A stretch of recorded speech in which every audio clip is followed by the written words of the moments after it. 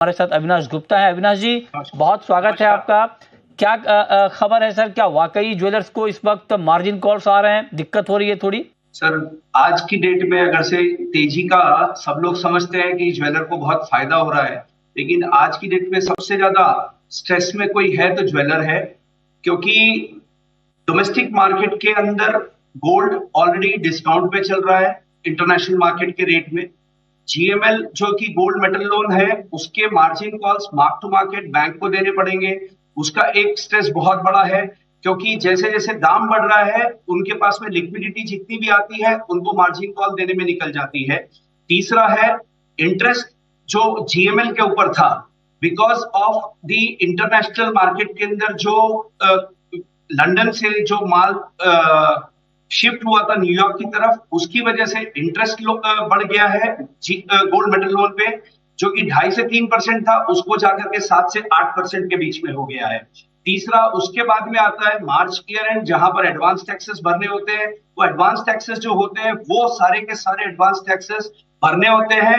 Market के price के हिसाब से एडजस्टमेंट आपको बुक्स में करना पड़ता है और उस हिसाब से आपको एडवांस टैक्स भी भरना पड़ता है। तो चारों तरफ से आज की डेट में ज्वेलर को लिक्विडिटी का क्रंच बहुत ज्यादा पड़ रहा है और उसको बहुत ही बुरी तरह से सारे ज्वेलर्स झेल रहे हैं।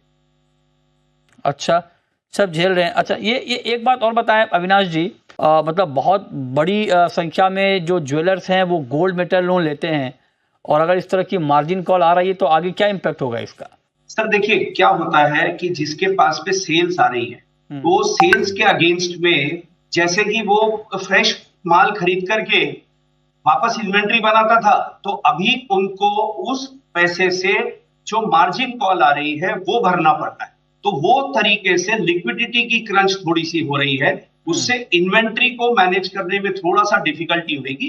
But this is a very short term phenomenon.